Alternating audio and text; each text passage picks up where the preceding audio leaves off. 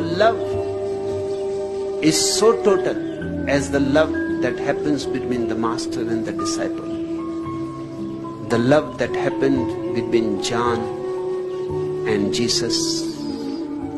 The love that happened between Sariputra and Buddha.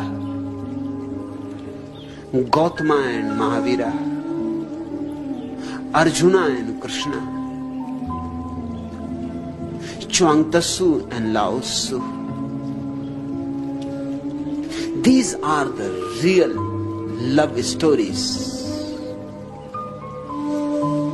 The highest pinnacle of love. The disciple starts melting into the master. The disciple destroys all distance between himself and the master.